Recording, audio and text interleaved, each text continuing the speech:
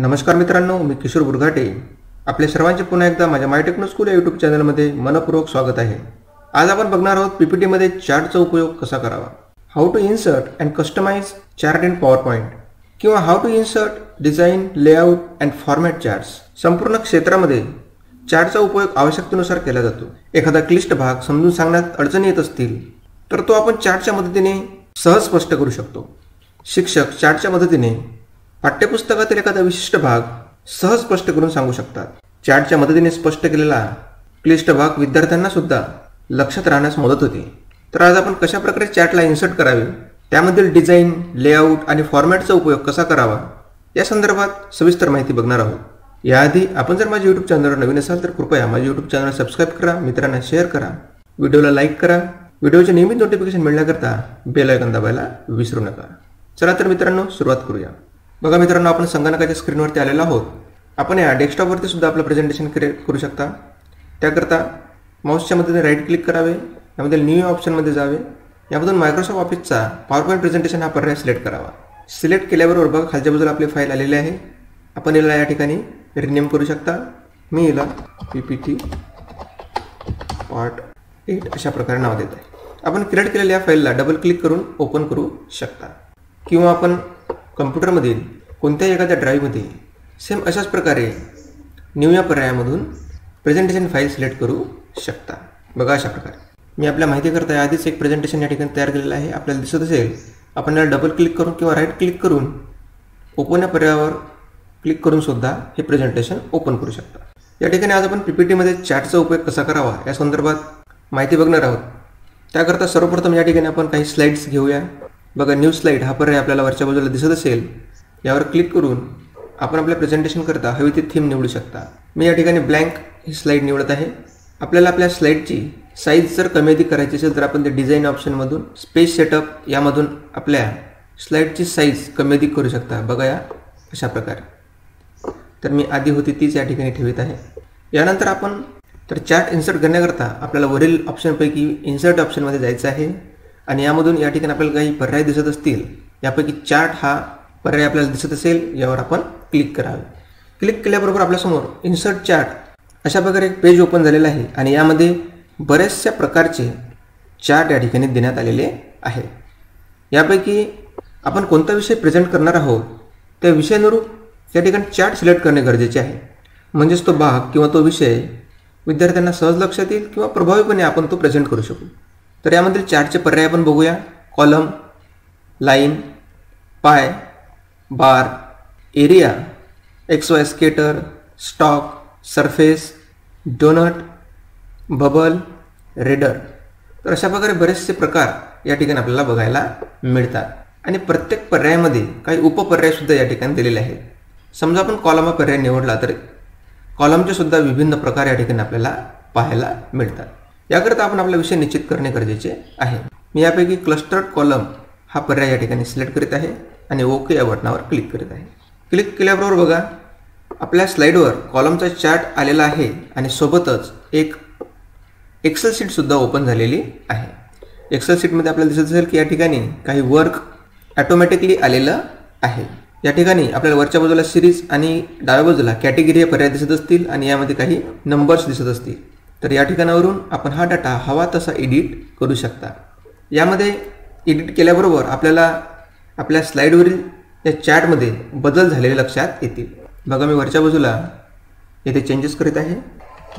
Marathi, English आणि math अशा प्रकारे मी सब्जेक्टची नावे या ठिकाणी दिलेली आहे आणि यानंतर कॅटेगरीमध्ये स्नेहल, कविता, राजेश आणि पंकज अशा प्रकारे मी विद्यार्थ्यांची नावे या ठिकाणी टाईप केलेली आहे.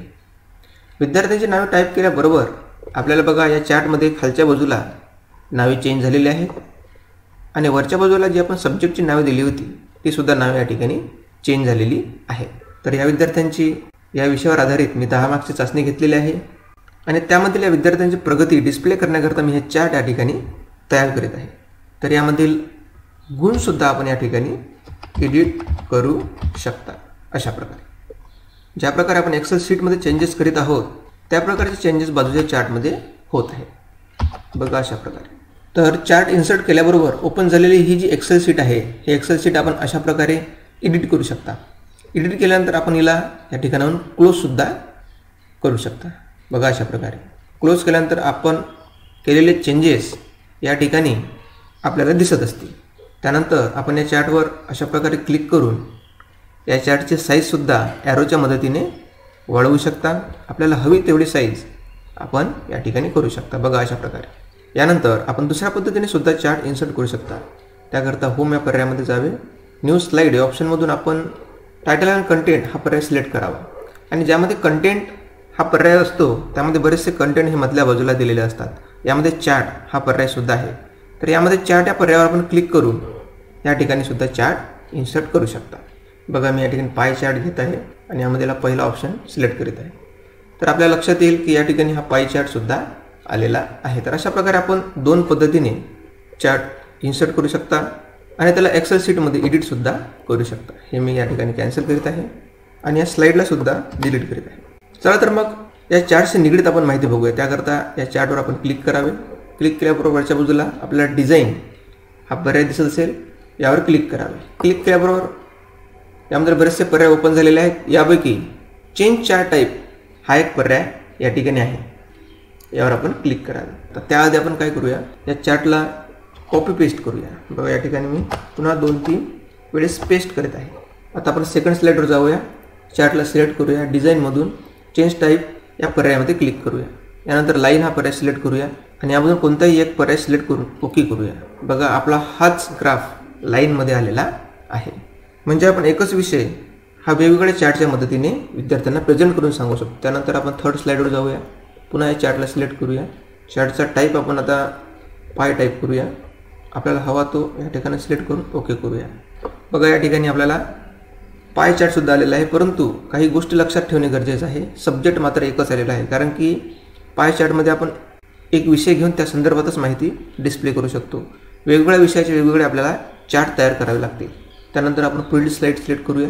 याकरता हा चार्ट सिलेक्ट करून यामध्ये सुद्धा एक नवीन प्रकार आपण घेऊन बघूया. आपण एरिया घेऊया. एरिया आपल्याला डिस्प्ले झालेला दिसत असेल. तर आपण घेतलेला विषय एकच आहे, परंतु आपण 4 प्रकारच्या चार्टच्या मदतीने डिस्प्ले करू शकतो. तर अशा प्रकारे डिझाईन यामधील आपण चार्ट टाईप हा प्रकार बघितलेला आहे.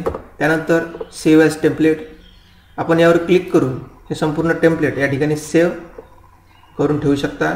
बघा या ठिकाणी चार्ट 1 अशा प्रकारे याला नाव येईल आणि आपण सेव्ह या पर्यायावर क्लिक केल्याबरोबर आपल्या टेम्पलेट सेव्ह झालेल्या असतील.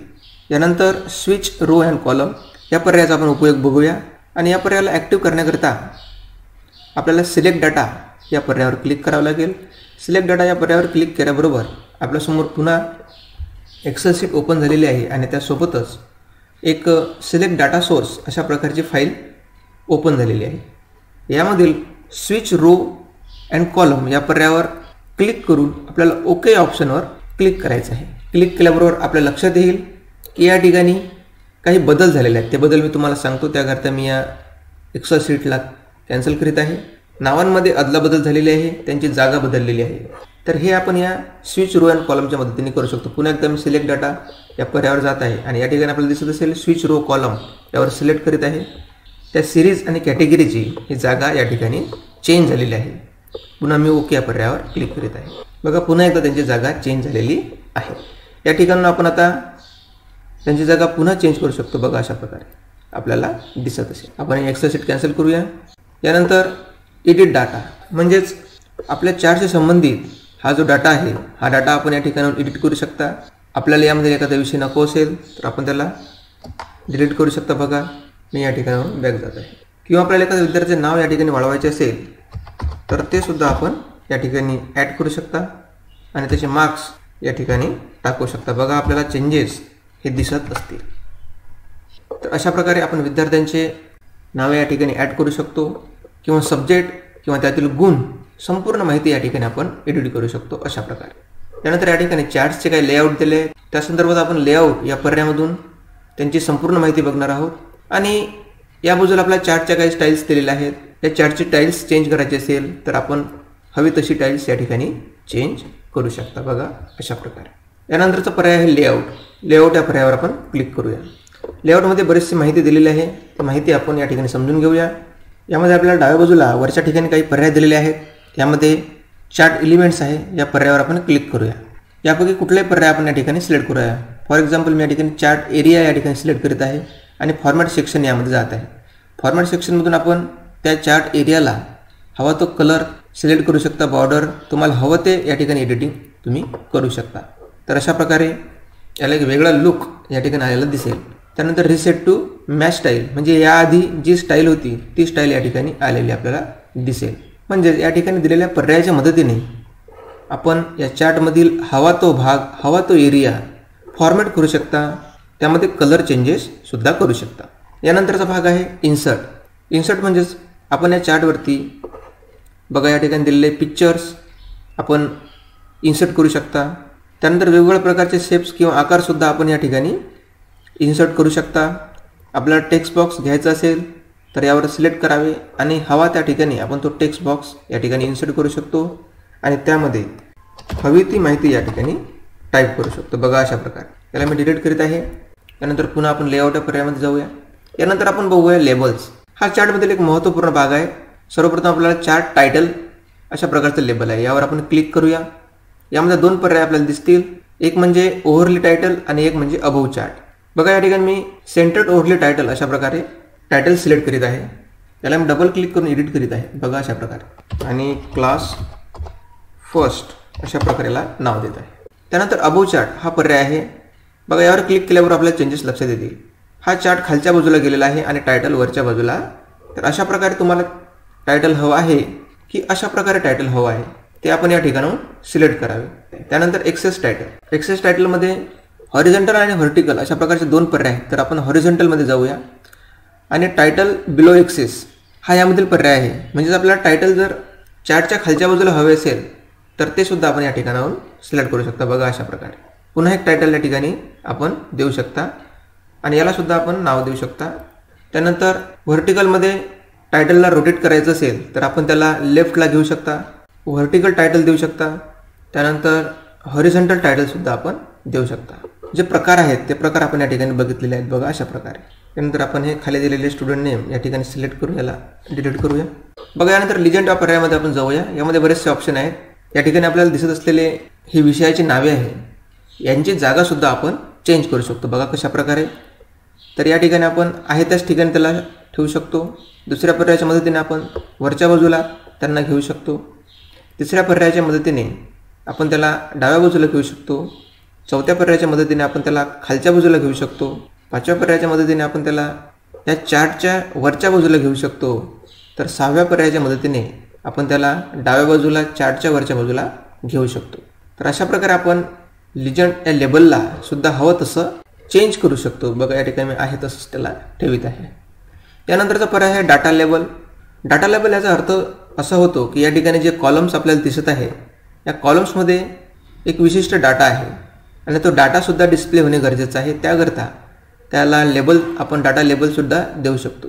बघा सेंटर, यामध्ये प्रत्येक विद्यार्थ्याला मिळालेले विषयानुरूप जे गुण आहेत ते गुण आपल्याला डिस्प्ले व्हायला सुरुवात झालेली आहे. त्यानंतर इनसाईट म्हणजे वरच्या बाजूला गेलेले आहेत. त्यानंतर बेस म्हणजेच खालच्या बाजूला. त्यानंतर आउटसाईड एंड म्हणजे सर्वात वरच्या बाजूला ते आलेले आहे. त्यानंतर लेबलमधील शेवटचा पर्याय आहे डाटा टेबल. यामध्ये बघा शो डाटा टेबल. तर बघा अशा प्रकारे, किंवा आपला दुसरा एक पर्याय या ठिकाणी दिलेला आहे विथ लेजंड की, विषयनिहाय डाटासुद्धा आपण या ठिकाणी शो करू शकतो. तर अशा प्रकारे आपण चार्टला वेगवेगळ्या प्रकारचे लेबल्स या ठिकाणी लावू शकतो. यानंतर पुढील पर्यायाकडे वळूया. यामध्ये एक्सेस म्हणजे एक्सेस बार, हे जे कॉलम्स आहे, जे गुण आहे हे या ठिकाणी आपल्याला एक्सेस बारच्या मदतीने डिस्प्ले होत आहेत. एक्सेसमध्ये आपण क्लिक केल्यानंतर प्रायमरी हॉरिझॉन्टल आणि प्रायमरी व्हर्टिकल अशा प्रकारे दोन पर्याय आहेत. तर आपण एक्सेस बारला राईट लेफ्टसुद्धा करू शकता. बघा लेफ्ट टू राईट एक्सेस बार. त्यानंतर शो एक्सिस विदाऊट लेबलिंग. बघा हा जो लेबल जर तुम्हाला खालच्या बाजूचा नको असेल तर तशा प्रकारे आपल्याला चार्ट शो करता येईल. त्यानंतर show right to left axes. त्यानंतर उजव्या बाजूने जर आपल्याला एक्सेस बार दाखवायचा असेल तर तो सुद्धा आपण या ठिकाणी दाखवू शकता. यानंतर व्हर्टिकल. व्हर्टिकलमध्ये सुद्धा बरेचसे पर्याय आहेत. Show default axes. आपल्याला चेंजेस या ठिकाणी लक्षात येतील. बघा यानंतर आपल्याला एक्सेस जर आपल्या 1000मध्ये दाखवायचा असेल तर अशा प्रकारे आपण तो शो करू शकतो. त्यानंतर मिलियनमध्ये दाखवायचा असेल, त्यानंतर बिलियनमध्ये दाखवायचं असेल तर अशा प्रकारे या ठिकाणी चेंजेस हे आपण करू शकतो. लॉग स्केल हा पर्यायसुद्धा या ठिकाणी आपण वापरू शकतो. आपला विषय हा कशा प्रकारे आहे त्या विषयाशी निगडीत आपण या ठिकाणी चार्टचा उपयोग करावा. त्यानंतर ग्रीड लाईन्स आहे. ग्रीड लाईन्स आपल्याला दिसत असेल, मागच्या बाजूला ही ग्रीड लाईन डिस्प्ले होत असते. त्यानंतर मायनर ग्रीड लाईन, त्या ग्रीड लाईनला आपण आणखी मायक्रोमध्ये करू शकतो. मेजर आणि मायनर अशा दोन्ही पद्धतीने आपण ते या ठिकाणी डिस्प्ले करू शकतो. व्हर्टिकलमध्ये सुद्धा काही पर्याय आहेत. उभ्या लाईन्स यामध्ये चेंजेस होत आहेत, त्यामध्ये गाईडलाईन्स आलेले आहेत. मेजर आणि मायनर दोन्ही गाईडलाईन्स आपण उभ्या आडव्या पद्धतीने सुद्धा दाखवू शकतो अशा प्रकारे. यानंतर बॅकग्राऊंड ऑप्शन आहे. बॅकग्राऊंड ऑप्शनमध्ये आपण प्लॉट एरिया शो करू शकतो. याआधी आपण तो चार्ट एरिया कलरमध्ये फिल केलेला आहे. यानंतर ॲनालिसिस हा पर्याय आहे. आपल्याला बरेचदा आपल्या विषयानुरूप विशिष्ट भागाचे ॲनालिसिस करायचं असतं, तर त्याकरता आपण हे ॲनालिसिस या पर्यायाच्या मदतीने करू शकतो. यामध्ये ट्रेंड लाईन आहे.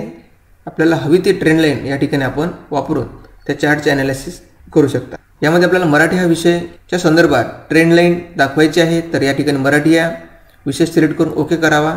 तर बघा, त्यामध्ये आपण ॲनालिसिस करू शकतो की कशाप्रकारे या मराठी विषयातील गुण हे विद्यार्थ्यांना कमी अधिक मिळालेले आहेत. विद्यार्थ्यांचे गुण ट्रेंड लाईनच्या मदतीने ॲनालिसिस करू शकतो. त्यानंतर इरर बार्स हा पर्याय आहे. यामध्ये error bar with standard error, error bar with percentage, error bar with standard division, तर अशा प्रकारे आपण या चार्टमध्ये इरर बार ॲड करू शकता. यानंतर यामध्ये शेवटचा पर्याय म्हणजे फॉर्मॅट या पर्यायासंदर्भात आपल्याला बरीचशी माहिती आहे. तर मित्रांनो, अशा प्रकारे आज आपण या चार्टला इन्सर्ट कसे करावे, त्याचबरोबर त्यातील डिझाईन, त्यातील लेआउट आणि फॉर्मॅटिंग या संदर्भात संपूर्ण माहिती बघितली आहे. यानंतर या चार्टचे टाईप कसे चेंज करावे ते सुद्धा मी तुम्हाला सांगितलेले आहे.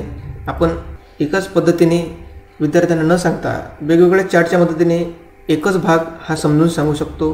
त्याकरता दिलेले काही चार्टचे पर्याय आहेत ते सुद्धा आपण या ठिकाणी वापरावे. तर आशा करतो मित्रांनो, हा व्हिडिओ तुम्हाला नक्की आवडला असेल.